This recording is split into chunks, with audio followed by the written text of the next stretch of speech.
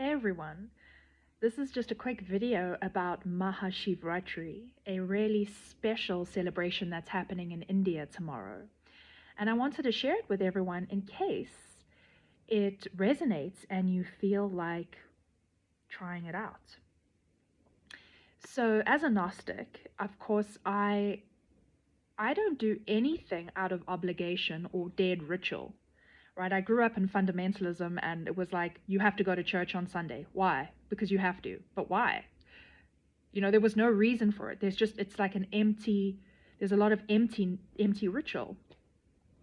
And so I only do things that I genuinely have an experience with. And I'm like, oh my gosh, there's a logic to this. There's a spirit science to this. And I will forever bow down to Mother India for the preservation of the Sanatana Hindu Dharma and these practices, right? These rishis and sages have explored the depths of their own body over millennia and recorded the useful ways to practice and elevate the self. And there's a reason behind it. And thank God the Catholics didn't get to them, right? Murdered all the Indian sages. I mean, whoo! At least we have a place where we can garner the true wisdom. So I've spent 3 years in India, and I think she will always be my home, Mother India. And I remember the first time I observed Mahashivratri. It was 2020. I was just Shiva was coming into my being. I was learning about Shiva. Shiva meaning that which is not.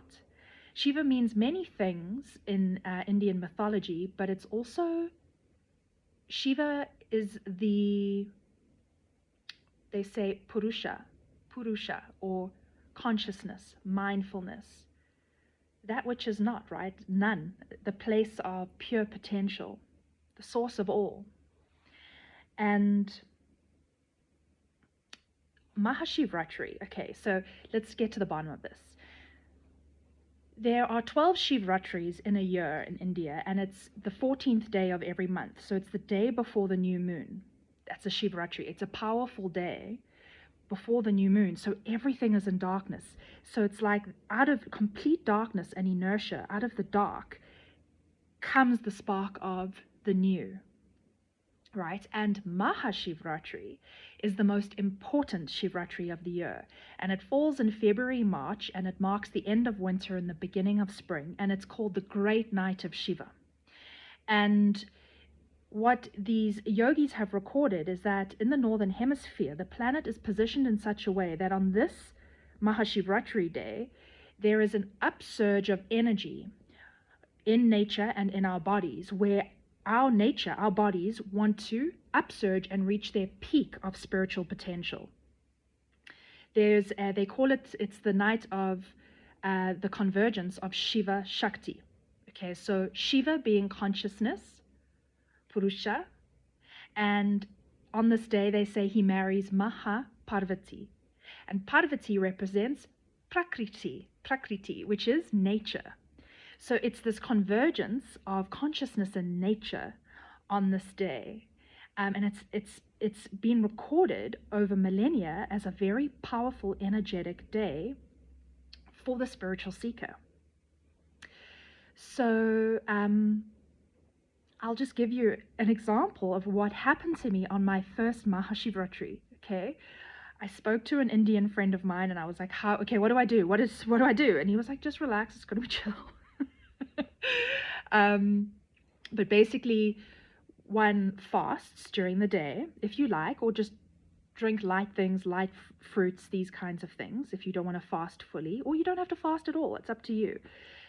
I lit a lamp, and you have to keep the body upright overnight. It's a ceremony of the night, right? So I sat in my room. I lit oil lamp. I bought neem leaves. I was like, what else does Shiva like? I bought some weed. He likes weed. There's many things that you can bring from your heart as we bring ourselves to ritual. So fruits and honey and a lingam. I'll talk a bit about the lingam just now, but I'm sitting there and I'm just observing, and I'm in my room alone, and I'm staying upright because it's important to keep the spine vertical on this day because of the surge of energy coming down and up. The marriage of Shakti, nature, Prakriti, with Shiva, consciousness. It's a day of marriage, convergence. So that's why the yogis keep their spine upright. And there's many celebrations that go on. You might go out and dance and be just up. But I observed it alone in my room. And at around 3 a.m., I'm just there in kind of like this sort of very sleepy kind of meditation. And out of nowhere, all of a sudden, I felt this surge of sensuality come all over me like a honey, like a, oh my gosh, what is happening? I won't go into too much detail because it will be like an erotic porn, but it was like this deep sensual energy that arrived with me, around me, and it was moving me. I was like, and I was feeling the sensation of sexual pleasure. I was writhing and moving and vibing and sexing with this presence, and I was like, oh my god, Shiva, oh my god, Shiva. like like I had sex with the cosmic D. Like, it was so phenomenal, and it went on for a couple hours of just waves of sensuality and orgasming into my consciousness, and just I had never experienced anything like this. And what I want to say is, for me, Shiva and the power arrived in the way that I needed. Because my whole life, I had never experienced the Father as a lover. I had only experienced Father God in the Christian context, right? I had never fucked God, right? So it was important for me to experience love making. I was like, oh, God can be this. It was like so transformative for me. And Shiva and the power of that consciousness comes out of the black and emerges exactly as what you need. I didn't even plan that. I didn't even know that was a possibility. I was just there as a spiritual seeker, observing and going, I don't know, I'm going to check this out. And this is what happened. And it's exactly what I needed. And that was a convergence of my natural body with consciousness. And I woke up, and the next morning I broke the fast at dawn, and my eyes were glowing. I immediately anointed myself with puja powder, and I was like, I am from the lineage of the Magdalene. I knew so much about myself because of that experience. And that was pure Tantra for me, because, you know, the cosmic sensuality came in and literally blew my mind. I've never had sex like that before. And it kind of sealed the deal for me, you know. 3 years later, I became a nun.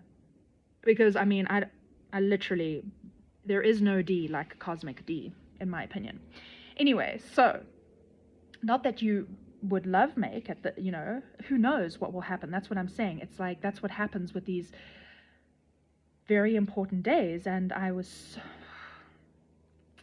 so powerful and transformative for me. And now, because of that personal experience, and then later I learned from some elders and my Indian friends, like, more details about the spirit signs around the day and why the day before the new moon. And I was like, you guys are so, I mean, India is so advanced in its clear understanding of how things work, right? Nothing is like, I mean, obviously there's people everywhere in the world who do dead ritual. They just go to temple and they're doing it because they're supposed to do it, right? That can happen in any scenario, including Hinduism. But yeah, if you are longing or you are wanting some kind of experience with the divine, I highly recommend observing this day in whatever way seems good for you. And the experience will be totally tailored for you and your being and what you need to unlock. So a few things, if you do want to observe, you can Google it and you can find out some things. But what I like to do is wake up before sunrise tomorrow, take a shower, bathe. I'll be carrying Om Namaha Shivaya mantra just during the day. Whenever I can, I'll just pop in. Then I'll go collect flowers. And okay, the shivling or the lingam, right? You might have seen this. It's like a bowl and a phallus with 3 stripes on it and the eye usually. Okay, so representing the yoni of earth, the lingam, consciousness, the spine, Shiva, and the 3 stripes are the Kundalini serpent, right? So in India, the lingam is everywhere. It's so beautiful, and people oil the lingam, representing oiling the spinal cord, right? But I'm in Mexico, so I don't know. There's no lingam anywhere. I'm like, where are all the lingams? But what I've found in the kitchen is a pestle and mortar. So I'm going to use that. I'm going to put flowers all around it. I'm going to put fruits, and I'm going to oil the pestle with honey and milk. And yeah, it's like my offerings. And then I'm going to fast during the day. Like I said, if you want, you can have light fruits if you need. Then I'm going to be staying up overnight on the 18th. In my room, I'll do it alone. I'll light a fire, keep that going, carry the mantra, just be, do what I like. Sit for a while, keep my spine upright. Maybe I'll move a bit.